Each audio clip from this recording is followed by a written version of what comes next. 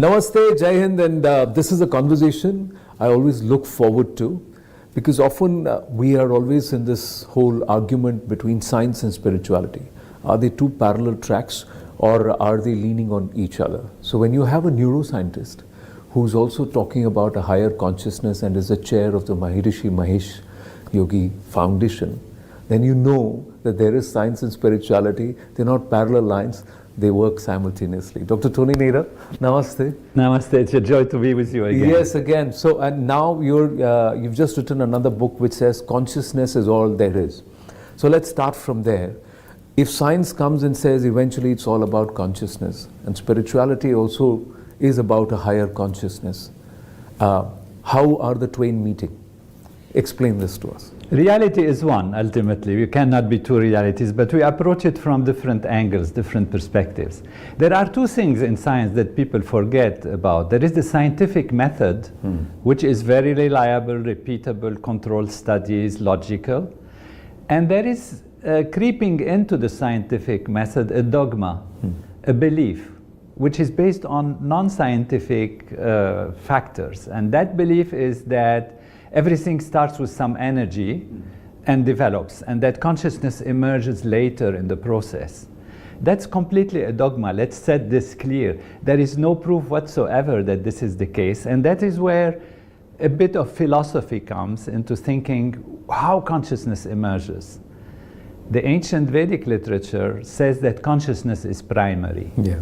Now, there is a gap here, and it is how, if consciousness is the origin, how does it appear as matter and physicality?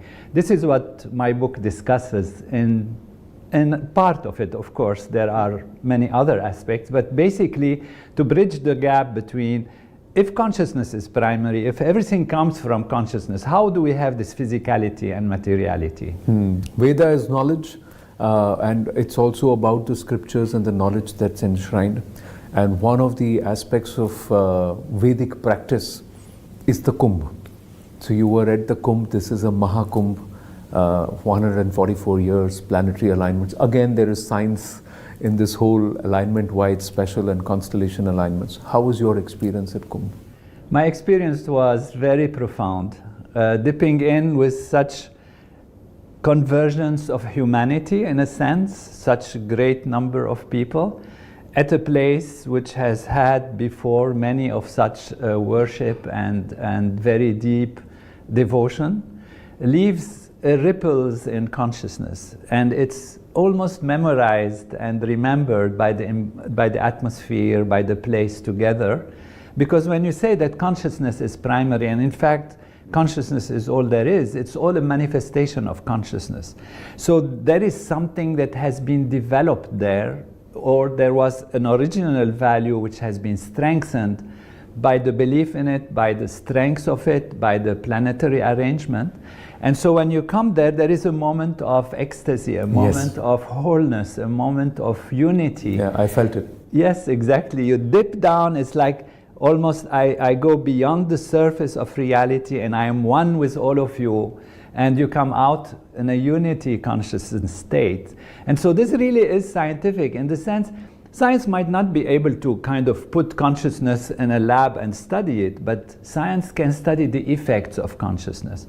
We can study what happens when you develop your consciousness, what happens when you transcend, what happens when you do such a thing. And the studies have shown that there is tremendous development in well-being, in wholeness, in behavior, in acceptance, in tolerance. And that is what we see beautifully in Bharat, in the great India. It's the most open heart in the world, which says, the world is my family. And Prime Minister Ji, I use the term Vishwa Guru. He said, I don't use this term anymore. I use Vishwa Bandhu, because we are the brother, or Vishwamitra maybe. We can use the brother, the friend of all. And that is because the culture, the tradition, the knowledge of India is true. And what is the truth? Truth is that we are all one, ultimately in the ocean, and then the waves. We are many waves on the surface, but this is looking at ourselves from a very small, minor perspective of our reality. If we dive deep from the wave, we find we are the ocean. And if we are the ocean, we are one with everyone. True. And that's what you feel at the Kumbh. And it has so many wonderful effects on your well-being, on your health, on your hopes, on your, removing your mental tension, your anxiety, depression, because you just now are one with everything. You remove loneliness because you are one with everything, so you can't be lonely. But Dr. Nader, there are always conflicting forces and also entities which tend to challenge the basic human value systems. So you talked about Bharat, and Bharat has a family value system. There is a certain respect. There are certain boundaries of morality and certain domains where people will not cross. But in today's day and age, we see influences which make abuse, even in terms of comedy, very stylish, or they believe this is what I need to do to draw viewers in.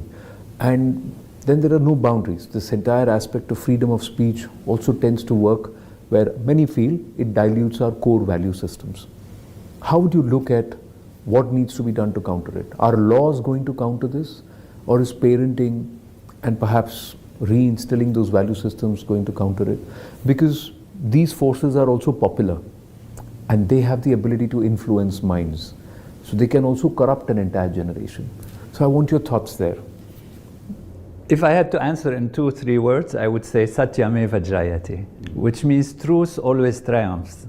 And people try to mess up and have different ideas, and there is some randomness and some chaos that can come, that can disrupt it.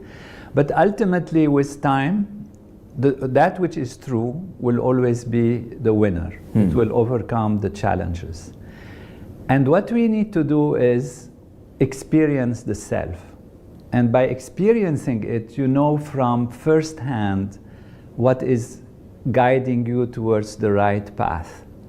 People think that we have to impose law, but law can come naturally when one is aligned with the self. So in yoga there is yam, niyam, asanas, pranayam, pratyahar, dhara, dhyan, samadhi. Yeah.